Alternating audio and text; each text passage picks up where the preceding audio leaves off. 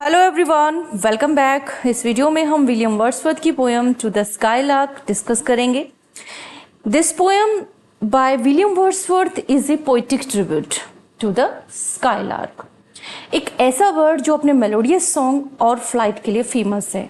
Poet ने skylark को यहाँ पर कहा है इथेरियल मिन्स्ट्रेल, और ये वर्ड हमें बता रहा है कि it is a poetic tribute because ethereal minstrel and pilgrim of the sky ऐसे वर्ड्स हैं जो यहाँ यूज़ किए जा रहे हैं डायरेक्टली स्काईलार्क के लिए।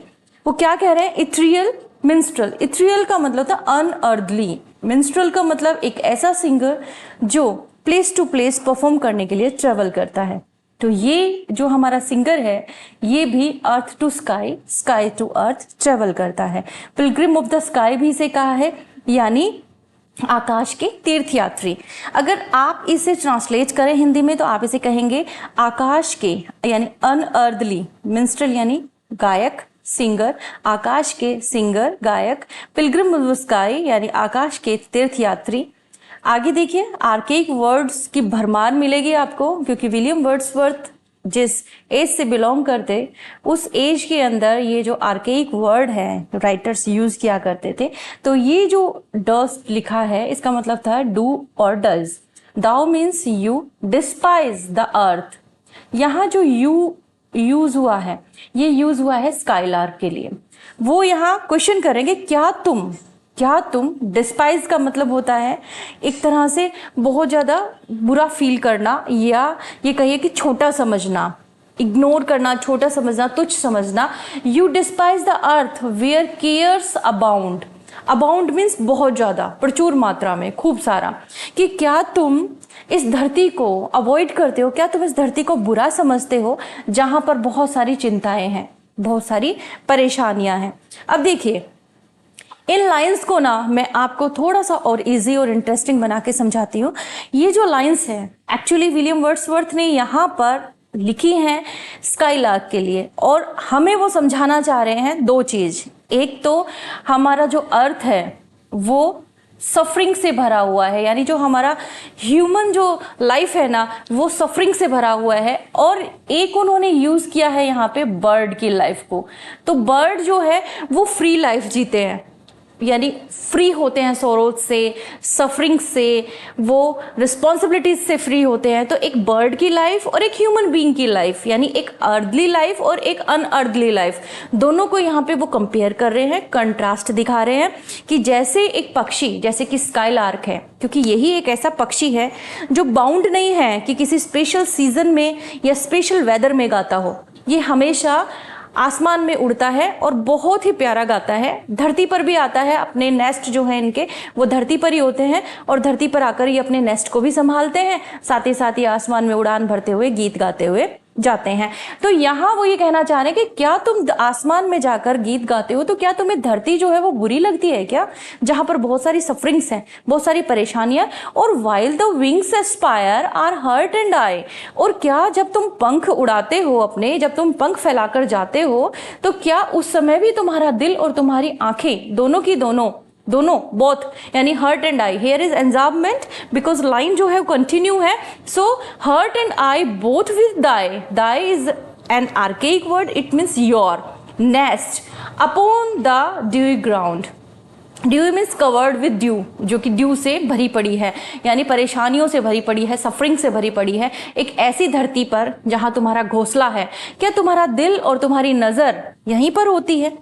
कहने का मतलब है इन चार लाइंस में विलियम वर्ड्सवर्थ कह रहे हैं कि हे आकाश में रहने वाले या आकाश में इधर उधर घूमने वाले सिंगर, क्या तुम धरती पर इस वजह से नहीं रहते हो, या धरती की तरफ क्या तुम इस तरीके से देखते हो कि यहाँ पर बहुत सारी सफरिंग्स हैं, तो क्या तुम धरती से नफरत करते हो या फिर उसे बहुत छोटा समझते हो, या ऐसा है कि जब भी तुम अपने पंख फैलाकर उड़ते हो तो क्या तुम्हारे दिल और आंखें जो हैं वो धरती पर ही रहती हैं जहाँ तुम्हारा घोंसला है।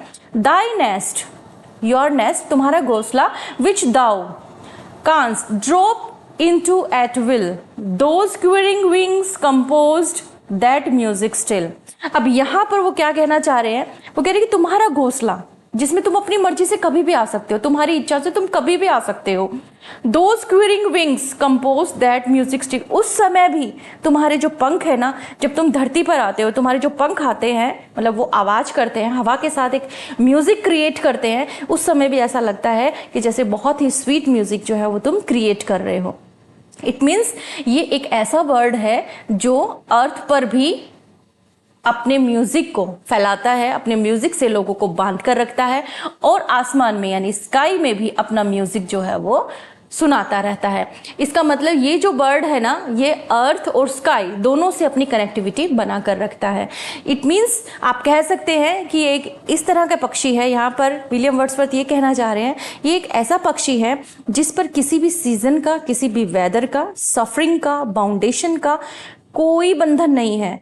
इसके ऊपर किसी तरह की कोई रिस्पॉन्सिबिलिटी नहीं है। ये नहीं है कि जैसे ह्यूमन बीइंग होते हैं, जब वो खुश होते हैं तो गुनगुनाते हैं, जब वो दुखी होते हैं तो रोते हैं। ऐसा नहीं है, ये पक्षी है, और एक ऐसा पक्षी है जो धरती और आसमान दोनों के अंदर हार्मनी बना कर रखता है। यानी ये आसमान को भी अपना समझता है तो ये धरती को भी अपना ही समझता है। चलिए पोएटिक डिवाइस कर लेते हैं और भी क्लियर हो जाएगा अच्छे से। देखिए, अपोस्ट्रोफ है। The poem begins with an apostrophe. आपने देखा होगा अपोस्ट्रोफे के साथ में स्टार्ट हुई है यहाँ पे पोएम, है ना। तो क्या है, अपोस्ट्रोफे के साथ स्टार्ट हुई है। यहाँ पे स्पीकर ना डायरेक्टली एड्रेस कर रहा है स्काईलार्क को। वो कह रहा है इनको, क्या बोल रहा है, इथरियल मिन्स्ट्रल और पिलग्रिम ऑफ द स्काई। तो ये जो डिवाइस है ये क्रिएट कर रही है sense of immediacy and connection between the speaker and the skylark. Connection बिल्कुल सीधा सीधा दिखाई दे रहा है क्योंकि यहाँ पर इसने डायरेक्टली एड्रेस किया है स्काईलार्क को। स्काईलार्क का ही स्टार्टिंग के अंदर जो ये वर्ड्स यूज हो गए तो इसी से पता लग गया कि सीधा स्काईलार्क से ही कनेक्टिविटी ये बना रहा है। नेक्स्ट है मेटाफर। क्योंकि मेटाफर क्यों है, यहाँ पे देखो इथरियल मिन्स्ट्रल बोला है ना, और पिलग्रिम ऑफ द स्काई, ये मेटाफर है। ये बर्ड की एक तरह से यहाँ पर एलिवेट कर रहे हैं कि किस तरह का ये बर्ड है। हेवनली सिंगर है ये और स्पिरिचुअल ट्रेवलर है, यानी आसमान तक उड़ता है और आसमान में गुनगुनाता है। साथ ही साथ जब धरती पर लौटता है तो भी ये गुनगुनाता है। तो ये मेटाफर यहाँ यूज हुए हैं। साथ ही रिटोरिकल क्वेश्चन है क्योंकि यहाँ पर देखो सवाल भी करता है पोइट, है ना, क्वेश्चन करता है स्काईलार्क से ही। क्या क्वेश्चन करता है, देखो ये कहता है कि thou despise the earth where cares bound. बोलता है ना कि ये जो धरती है ये तुम्हें बेकार लगती है क्या, क्योंकि यहाँ पर बहुत सारी परेशानियां हैं। हाँ, तो यहाँ पर स्पीकर जो है ना वो क्या कर रहा है, एक क्वेश्चन कर रहा है। तो आप यहाँ लिख सकते हैं रिटोरिकल क्वेश्चंस। एक पोइटिक डिवाइस ये भी निकल कर आती है। ओके, साथ ही इमेजरी है। इमेजरी कैसे है, देखिए, vivid imagery is use throughout the stanza to create a strong visual and emotional impact. Phrase यहाँ पर है earth where cares abound, wings aspire, nest upon the dewy ground. ये आपके सामने एक इमेज क्रिएट कर रहे हैं, एक पिक्चर पेंट कर रहे हैं स्काईलार्क का कैसा एनवायरनमेंट है, वो क्या क्या करता है। आसमान में उड़ता है, ठीक है, वो कैसे अपने विंग्स को फैलाता है, कैसे वो अपने नेस्ट पर आता है, और उसके नेस्ट जो है वो कैसे ग्राउंड में होते हैं। तो ये क्या है, एक इमेजरी भी क्रिएट कर रहे हैं वर्ड्स। आगे मूव करते हैं। देखिए नेक्स्ट जो आपका स्टेंजा है उसके अंदर क्या कह रहे हैं, to the last point of vision. अब यहाँ पर ना स्पीकर जो है, जो पोइट है हमारे, वो क्या कह रहे हैं, to the last point of vision means we are human being. हम ह्यूमन बींग हैं और हमारी जो नजरें हैं उनकी एक लिमिट है देखने की। बट ये जो स्काईलार्क है ना, बियॉन्ड माउंट डेयरिंग वार्बलर, ये जो स्काईलार्क है ना ये इतनी दूरी पर उड़ जाता है, इतनी ऊंचाई पर उड़ जाता है कि हमारी आंखें तो इसे देख भी नहीं पाती। इट मीन्स स्काईलार्क को यहाँ पर एक ब्रेव सिंगर कहा गया है। डेयरिंग मीन्स ब्रेव, वार्बलर यानी singer. A small song bird known for its melodious song is called warbler. कि तुम एक छोटे से और इतने बहादुर सिंगर हो कि इतनी ऊंचाई तक उड़ जाते हो कि हमारे जैसों की तो आंखें भी नहीं देख पाती। That love prompted strain twist thee and thine, you and your in never failing bond। यानी तुम इतनी ऊंचाई तक उड़ जाते हो। यहाँ पे पोइट के लिए आप कह सकते हैं, यानी ये जो स्काईलार्क है उसके साथ में जो कन्वर्सेशन हो रही है ना, उसमें आप कह सकते हैं कि poet asks to sing its song which is inspired by the divine love there. उसे बहुत अच्छा लग रहा है, यानी आसमान तक उड़ रहा है वो, उसकी कनेक्टिविटी जो है वो आसमान तक है। वो वहां से उसको एक तरह से इंस्पिरेशन मिल रही है गाना गाने के लिए, एक मोटिवेशन मिल रही है गाना गाने के लिए। तो thrills not the less the bosom of the plain, लेकिन इसका मतलब ये नहीं है कि बहुत ऊंचाई तक जाकर गाती है, लेकिन फिर भी अर्थ तक उसका गाना ना अट्रैक्ट करता है, लोगों को जोड़ कर रखता है, लोगों को अर्थ पर रहने वाले लोगों को भी अफेक्ट करता है। Yet mightiest thou seem proud privilege to sing all independent of the leafy spring. It means Wordsworth skylark के इंडिपेंडेंटली सॉन्ग के बारे में यहाँ पे कहते हैं कि इंडिपेंडेंटली गाता है वो, चाहे सीजन कुछ भी हो, वेदर कुछ भी हो, इसके सॉन्ग पर ना कोई इफेक्ट नहीं होता। जैसे पर्टिकुलरली नाइटिंगेल की बात की जाए, नेक्स्ट स्टेंजा में करेंगे, यहाँ पर पोइट हमसे नाइटिंगेल की बात करने वाले हैं। नाइटिंगेल की अगर बात की जाए तो नाइटिंगेल का ना एक पर्टिकुलर टाइम होता है, जिस पर्टिकुलर एक मूड को वो डेडिकेट करती है अपना सॉन्ग, यानी जब वो ये कहिए कि जब कोई इंसान उदास होता है, ग्लूमी होता है, उसे नाइटिंगेल का मेलोडियस सॉन्ग जो है वो बहुत अच्छा लगता है सुनना। तो आप ये कह सकते हो कि कुछ पर्टिकुलर टाइम पे पर्टिकुलर पक्षी जो हैं वो सिंग करते हैं अपनी जो भी मेलोडियस, जो स्वीट जो भी वो आवाज़ निकालते हैं, वो उसका एक पर्टिकुलर टाइम होता है। जैसे चर्पिंग करने का टाइम होता है, अर्ली इन द मॉर्निंग आप उठ के देखिए, आपको बर्ड्स जो है चर्पिंग करती हुई सुनाई देंगी, ये चिड़िया छोटी छोटी जो है वो चर्पिंग कर रही होंगी। इसी तरीके से अर्ली इन द मॉर्निंग जो है वो आपने बहुत बार गांव की तरफ अगर आप गए हो तो बहुत बार आपने देखा होगा मुर्गा जो है वो बांग लगाता है। बरसात का जैसे मौसम होने वाला है तो मोर जो है उसकी आवाज आने लगती है। तो एक पर्टिकुलर टाइम पे पर्टिकुलर पक्षी जो है आवाज करता है। बट स्काईलार्क की जहां बात हो रही है तो स्काईलार्क के लिए वो कह रहे हैं कि प्राउड प्रिविलेज, कि तुम जो है ना, तुम्हारे पास में एक स्पेशल राइट है, तुम्हारे पास स्पेशल राइट है, तुम कभी भी गा सकते हो, तुम इंडिपेंडेंट हो, तुम किसी चीज पे डिपेंड नहीं हो, ना किसी वेदर पे, ना किसी सीजन पे, ना कैसे मूड पर, किसी भी चीज पर नहीं। तुम्हें कोई चीज है जो इंस्पायर करती है, और उससे क्या है, एक हेवनली स्ट्रेंथ कह सकते हो कि तुम कभी भी गा सकते हो, कहीं भी गा सकते हो। ठीक है, चलिए पोएटिक डिवाइस देख लेते हैं। First is poetic device is imagery. How the stanza create vivid images of the skylark soaring to the last point of vision, है ना, एक इमेज बना रहा है कि कितना ऊंचा उड़ता होगा कि हम लोग तो देख भी नहीं पाते। लव प्रॉम्प्टेड स्ट्रेन, यहां पर एक इमेज बना रहा है कि music inspired by deep emotions, है ना, बहुत डीप इमोशंस होते हैं, ऐसा लगता है जैसे तुम गा रहे हो तो ऐसा लगता है बहुत दिल से गा रहे हो, बहुत गहराई से गा रहे हो। Here is personification also, the skylark is given human like quality such a being described as a daring, है ना। डेयरिंग अगर यूज किया जाए तो किसके लिए यूज किया जाएगा, ह्यूमन के लिए यूज किया जाएगा, साहसी, तो पर्सोनिफिकेशन आ गया। उसी तरीके से लव प्रॉम्प्टेड स्ट्रेन जो कहा गया है तो यहाँ भी पर्सोनिफाई हुआ है, क्योंकि ह्यूमन के अंदर होते हैं ये ट्रेट्स, तो ये क्वालिटीज। तो बर्ड को बताया गया कि करेज भी है, तुम्हारे अंदर इमोशंस भी है, ऐसा लग रहा है कि जैसे तुम दिल से गा रहे हो, गहराई से गा रहे हो, कोई तो चीज है जो तुम्हें इंस्पायर कर रही है। आगे बढ़ते हैं, मेटाफर है यहाँ पर, कैसे देखिए, the skylark song is described as a never feeling bond, है ना, कि इसका जो गाना है ना वो नेवर फीलिंग बॉन्ड, यानी इसका जो बॉन्ड है धरती और आसमान के साथ कभी टूटता नहीं है, between the bird and its home. यानी ये कहीं भी कितना भी ऊंचा उड़ जाए, कितना भी ऊंचा उड़कर गाना गाए, शायद हमारी नजरों को नजर भी ना आए, इतना ऊंचा उड़ जाए, लेकिन फिर भी लौटकर अपने घोंसले को संभालने धरती पर जरूर आता है। तो यहाँ एज अ मेटाफर ये यूज किया गया है, नेवर फीलिंग बॉन्ड, आसमान और धरती के साथ इसका जो कनेक्शन है ना वो कभी फेल नहीं होता। उसी तरीके से प्राउड प्रिविलेज भी मेटाफर है, क्योंकि एक यूनिक एबिलिटी बताई गई है स्काईलार्क में, to sing regardless to the changing season, season का कोई इफेक्ट नहीं पड़ता भाई इसके ऊपर। ठीक है, कंट्रास्ट है यहाँ पर, how the stranger contrast the skylark's proud privilege of singing independent of the leafy spring with a more seasonal and localised song to the nightingale. यहाँ कंट्रास्ट आ गया है नाइटिंगेल के साथ में, जब वो कंपेयर करेगा ना तो आगे हम इसको डिस्कस करने वाले हैं। चलिए आगे बढ़ते हैं, देखिए लीव टू द नाइटिंगेल, ये लास्ट स्टेंजा है पोएम का, थर्ड स्टेंजा है, लेकिन आपको स्किप नहीं करना है वीडियो, क्योंकि अभी हम पोइट के बारे में, पोएम के बारे में बहुत कुछ जानने वाले हैं। तो सिर्फ अभी हमारी लाइन टू लाइन एक्सप्लेनेशन का ये लास्ट स्टेंजा है, बट अभी बहुत कुछ बाकी है, तो बने रहिए वीडियो पर। Leave to the nightingale, nightingale के लिए कह रहा है कि नाइटिंगेल जो है ना उसको छोड़ दो तुम। नाइटिंगेल क्योंकि कुछ समय के लिए एक स्पेशल जगह पर गाती है, अब उससे इसको कंपेयर कर दिया। आपको पता है क्यों? मैं आपको एक चीज समझाना चाहूंगी यहाँ पे, देखिए ये जो थर्ड स्टेंजा है ना, इस स्टेंजा के अंदर पोइट इनडायरेक्टली कंपेयर कर रहा है स्काईलार्क को, किससे? इस नाइटिंगेल से। ये जो नाइटिंगेल है इससे कंपेयर कर रहा है स्काईलार्क से, बिकॉज नाइटिंगेल एक्चुअली अपने गाने के लिए ही फेमस है, लेकिन Nightingale associated with the night and solitude, ये नाइट और सॉलिट्यूड के साथ एसोसिएटेड है। बट स्काईलार्क की जहां तक बात की जाए ना, skylark is associated with the light of the day and the Joy of being alive, है ना। ये धरती से लेके आसमान तक गाना गाती है। इसका कोई स्पेसिफिक मूड, सीजन, वेदर का कोई मतलब कनेक्शन नहीं है।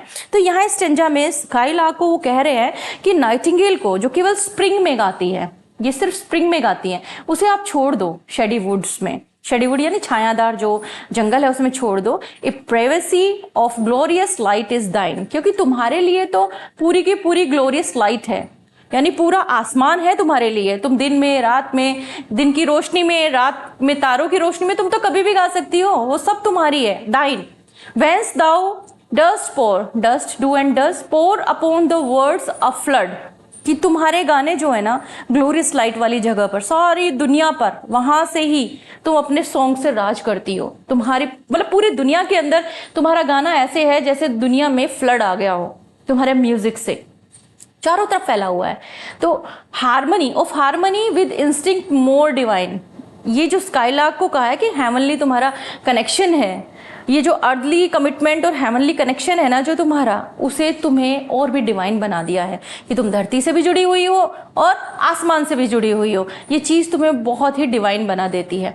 टाइप ऑफ द वाइज, तुम बहुत बुद्धिमान हो। Who soar means to fly और rise high in the air but never roam, ऊंचा तो तुम बहुत उड़ती हो लेकिन रोम नहीं करती। रोम इट मीन्स घूमना एमलेसली, इधर से उधर, to move about a travel aimlessly. तुम ऊंचा तो उड़कर जाती हो बट नॉट एमलेसली ना, बट मतलब तुम्हारा एम होता है, एमलेसली नहीं जाती हो तुम। तुम्हारा एम होता है म्यूजिक क्रिएट करने का, सॉन्ग गाने का, लोगों को अपनी मतलब उनकी जो परेशानियां हैं उनको भुलाने का, क्योंकि जब तुम्हें सुनते हैं वो तो अपनी परेशानियों को भूल जाते हैं। तुम इस तरह से नहीं है कि बस उड़ी और वापस आ गई, नहीं, तुम्हारा एम होता है, तुम गाना गाने के लिए इधर उधर टहलती हो, घूमती हो और वापस लौटकर धरती पर आ जाती हो। True to the kindred point of heaven and home. अब देखिए यहाँ बताया है लास्ट में, true to the kindred means ones family and relation similar in kind, means similarity है दोनों चीजों में, हेवन एंड होम, यानी तुम आसमान में उड़ती हो, वापस अपने नेस्ट में आ जाती हो, दोनों के बीच तुमने एक कनेक्टिविटी बना रखी है। तुम्हारा मतलब दोनों से बराबर रिलेशन है। ऐसा नहीं है कि तुम खाली एक मतलब आसमान में गाने वाली ही चिड़िया हो, नहीं, तुम धरती पर गाने वाली भी हो, यानी दोनों से तुम्हारा कनेक्शन एकदम सेम है। ठीक है, चलिए हम इसकी पोइटिक डिवाइस और कर लेते हैं। कंट्रास्ट अब क्लियर आपके सामने विजिबल हो रहा है। कंट्रास्ट तो नाइटिंगेल और जो स्काईलार्क है उनके बीच में कंट्रास्ट आया है ना। इनका जो रहने की जगह है, इनका जो गाने का तरीका है, वो सारी चीजें यहाँ पर बताई गई है। कि जैसे कि जो नाइटिंगेल है शेडी वुड यहाँ पर आपको बताया है, तो इसका मतलब डार्कनेस को सिंबलाइज कर रही है, सेक्लूजन को सिंबलाइज कर रही है। लेकिन स्काईलार्क के लिए कहा है ग्लोरियस लाइट, इसका मतलब रिप्रेजेंट करता है डिविनिटी को, डिवाइन है ये धरती और आसमान दोनों से कनेक्टेड है। मेटाफर यहाँ यूज हुआ है, a privacy of glorious light is a metaphor that suggest that skylark has its own private space in the open sky. इसकी अपनी जगह है, ये आराम से वहां उड़ती है और इसके अंदर कोई डिवाइन लाइट हो जैसे, इसको कोई भी चीज रोक नहीं पाती है, कोई मूड, कोई वेदर, कोई सीजन, कुछ नहीं। Okay, so here is metaphor also. Imagery, how vivid imagery is used to create a strong visual and auditory experience। अब यहाँ पर इमेजरी है, इमेजरी तो आप है ना पोएम के अंदर बहुत ध्यान से अगर पढ़ेंगे ना तो आपको हर पोएम में नजर आएगी। तो उसको तो आप एक तरह से जैसे एलिट्रेशन होता है, हाँ, हल्का सा ध्यान देते हैं और समझ में आ जाता है। तो इमेजरी तो आप अपनी तरफ से भी लिख सकते हैं अगर आप वर्ड को बहुत अच्छे से समझ रहे हैं तो। ओके, अब जैसे शेडी वुड आया वर्ड, एक एग्जांपल के तौर पे आपको बता रही हूँ। एक इमेजिनेशन से क्रिएट हो गई ना, शेडी वुड मीन्स छायादार जंगल जहां बहुत घने वृक्ष हो। एंटिथेसिस भी है because see type of the wise who soar but never roam. अब देखो, type of the wise who soar but never roam. Soaring represent the high aspiration and spiritual elevation while roaming suggest aimlessness, है ना। तो यहाँ पर एंटिथेसिस भी है, opposite word जो है एक ही लाइन के अंदर आ गए, एक दूसरे से बिल्कुल अपोजिट है। बुद्धिमान भी बता दिया और नेवर रोम वर्ड भी यूज कर लिया। अब हम पोएम के बारे में जानेंगे थोड़ा सा। जैसे मैंने आपको बताया लाइन बाय लाइन एक्सप्लेनेशन हमने कंप्लीट कर ली, बट पोएम के बारे में ना कुछ बेसिक्स पता होने चाहिए। किसी भी वर्क को जब आप करते हैं तो उसके बेसिक्स आपको पता होने बहुत जरूरी है, तभी आप है ना उससे रिलेटेड क्वेश्चंस जो है वो अटेम्प्ट कर पाते हैं अच्छे तरीके से। देखिए हम पोएम के बारे में जानते हैं। सबसे पहले ऑथर है हमारे विलियम वर्ड्सवर्थ, इनके बारे में अभी आगे हम पढ़ने वाले हैं। विलियम वर्ड्सवर्थ एक मेजर इंग्लिश रोमांटिक पोइट है, रोमांटिक इरा से बिलोंग करते हैं। नेचर की अगर बात की जाए ना तो बहुत ही ज़्यादा नॉलेज है इनको, नेचर से रिलेटेड पोइट्री लिखते हैं ये। फॉर्म इन्होंने यूज़ करी है पोएम के अंदर, वो है लिरिक, यानी ये पोएम जो है इस तरीके से है कि इसको गाया जा सकता है। इसके अंदर एक कंसिस्टेंट राइम स्कीम है जो है ABABCC, तो आपको स्टेंजा के अंदर देखने को मिलेगा, सभी तीनों स्टेंजास के अंदर देखने को मिलेगा। सेटिंग क्या है पोएम की? Set is an open natural environment, क्योंकि ये है एक नेचर से रिलेटेड पोइट, यानी नेचुरल वर्ल्ड के बारे में लिखने वाले इंसान है ये। इन्होंने नेचुरल वर्ल्ड के बारे में लिखा है हमेशा, तो इनका जो सेटअप होता है ना वो नेचुरल एनवायरनमेंट ही होता है यूजुअली। तो विलियम वर्ड्सवर्थ कैसे पोइट थे? एक रोमांटिक ईरा से बिलोंग करने वाले पोइट थे। विलियम वर्ड्सवर्थ जो हैं वो नेचुरल एनवायरनमेंट को अपनी सेटिंग का मतलब सेटिंग बनाते हैं अपनी पोएम का। और थीम जो है वो क्या है? प्राइमरी थीम है पोएम का balance between aspiration and remaining grounded, यानी आप अपनी इच्छाओं को अपने अंदर रखो लेकिन अपनी धरती से जुड़े रहो, यानी चाहे कितनी ही ऊंची उड़ान भर लो, कितना ही ऊपर तक चले जाओ, कितना ही ऊंचा सोच लो, लेकिन धरती पर पैर रखो। कहते हैं ना कि हवा में मत उड़ो, इट मीन्स ये नहीं है कि उड़ने की मत सोचो, ऊंचा मत सोचो, इसका मतलब ये है कि अपनी रियलिटी के अंदर भी रहो। बहुत ऊंचे ऊंचे ख्वाब देखो, उन्हें पूरा करने के लिए कोशिश करते रहो, लेकिन अपनी हकीकत में भी रहो। तो यहाँ एक तरह से हमें एक मैसेज भी मिलता है कि ट्रू विजडम हमारे अंदर होनी चाहिए। तो थीम जो है ना, सबसे पहले वो देख लीजिए कि बैलेंस रहना चाहिए किस चीज़ के बारे में? Lofty aspirations and remaining grounded, इनके बीच में बैलेंस बना के रखना चाहिए। आपकी आकांक्षाएं, आपकी महत्वाकांक्षाएं, आपके एम, आपकी इच्छाएं, आपके सपने चाहे कितने भी ऊंचे हों, लेकिन आपको हकीकत भी अपनी पता होनी चाहिए। अब मैसेज की अगर हम बात करें, poems message centres on the idea that true wisdom involves balancing, ये बैलेंस करना बताती है। अगर कोई अच्छा बुद्धि वाला इंसान है ना, सच्ची बुद्धि वाला, जिसे कहते हैं ना कि एकदम ट्रू विजडम, जिसके अंदर बुद्धि होगी, वो चाहे कितने भी बड़े बड़े सपने देख ले, लेकिन वो अपनी हकीकत से ना कभी भी मुंह नहीं मोड़ता। तो यही मैसेज है हमारी इस पोएम का। अब हम विलियम वर्ड्सवर्थ के बारे में थोड़ा जान लें। देखिए, लाइफ स्पेन की बात कर लेते हैं। 1770 से 1850 इनका लाइफ स्पेन रहा है। रोमांटिक मूवमेंट के एक मतलब की फिगर ये माने गए हैं, which emphasise emotions, nature and individual experience, है ना। इनकी जो वर्क्स है उनके अंदर आपको देखने को मिलेगा। पोइट ल्यूरेट रहे ये यूनाइटेड किंगडम के 1843 में, ठीक है। ये एक बहुत बड़ी उपाधि होती है। William Wordsworth first major publication was an evening walk, इनका पहला बड़ा जो पब्लिकेशन था ना वो ये था, followed by descriptive sketches. Okay, first major publication was an evening walk in 1798। ये बहुत ही ज़्यादा मेमोरेबल मतलब ईयर है, इसको आपको याद रखना है 1798 को, because William Wordsworth and S T Coleridge के कोलैबोरेशन से लिरिकल बैलेट जो है वो इस ईयर में सामने आया था। रोमांटिक मोमेंट की इसी से शुरुआत मानी जाती है, इसलिए इस ईयर को ना याद रखा जाता है। इसे आपने याद रखना है, अपने माइंड के अंदर हमेशा के लिए बिठा लेना है। कुछ वर्क्स हमने यहाँ मेंशन करे हैं, थोड़ी सी उस पर भी नजर डाल लेना आप लोग। कुछ फेमस वर्क्स हैं ये विलियम वर्ड्सवर्थ के। तो देखिए, अब आगे बढ़ते हैं, हम समअप कर लेते हैं पोएम को, क्योंकि पोएम को हमने स्टेंजा वाइज पढ़ा है। एक बार समअप कर ले। विलियम वर्ड्सवर्थ ने ये जो पोएम है कंपोज की है टू द स्काईलार्क को, टू द स्काईलार्क। ये जो पोएम है विलियम वर्ड्सवर्थ ने कंपोज की है, यानी उन्होंने लिखी है 1825 में। इट वॉज फर्स्ट पब्लिश्ड, अब ये याद रखिएगा, composed date is 1825 but published date is 1827। कई बार कंफ्यूज होते हो आप बहुत ज्यादा, पब्लिकेशन की डेट अलग होती है, कंपोज डेट अलग। क्योंकि देखो, आप जब लिख रहे हैं वो समय और डेट अलग है, और आपने जो लिखा वो पब्लिश हुआ जिस टाइम, वो डेट अलग होती है। तो विलियम वर्ड्सवर्थ ने इसे लिखा 1825 में, बट पब्लिश हुई 1827 में। क्लियर हो गया मेरे ख्याल से आपको एकदम से ये। William Wordsworth to the skylark is classed as a poem of his imagination, इनकी इमेजिनेशन पर बेस्ड है। पीबी शैले ने भी कुछ इससे रिलेटेड एक पोएम लिखी है, आपने कमेंट करके मुझे बताना है, सेम लगभग ऐसा ही नाम है। कमेंट करके जरूर बताना कि पीबी शैले ने इसी से रिलेटेड, ऐसे ही नाम से रिलेटेड एक पोएम लिखी है, और इन्होंने तो लिखी थी 1825 में, उन्होंने इनसे भी पहले लिख दी थी। तो आप मुझे जरूर कमेंट करके बताना। अगर आप लिटरेचर लवर हैं, अगर लिटरेचर को पढ़ना चाहते हैं, लिटरेचर की तैयारी कर रहे हैं, तो आप जरूर बताएंगे मुझे कमेंट करके। तो देखिए, William Wordsworth poem to the skylark praises the skylark as a symbol of beauty and joy. यहाँ पे ब्यूटी और जॉय का सिंबल है skylark. The poem imagines the skylark flying high in the sky, है ना। पोएम के अंदर poet imagine कर रहा है कि स्काईलार्क जो है बहुत ऊंचा उड़ता है, wondering if it still feels connected, बहुत दूर तक उड़ जाता है लेकिन फिर भी वो अपने आप को कनेक्टेड ही फील करता है अपनी नेस्ट से। जैसे मैंने आपको बताया कि ह्यूमन बीइंग है, एस्पिरेशंस बहुत बड़े बड़े होते हैं। देखो, बहुत बड़े बड़े एस्पिरेशन रखो भी, ड्रीम भी देखो, और नहीं देखोगे तो आप अपने ड्रीम्स को पूरा कैसे करोगे ना। बट रियलिटी से भी रूबरू रहो।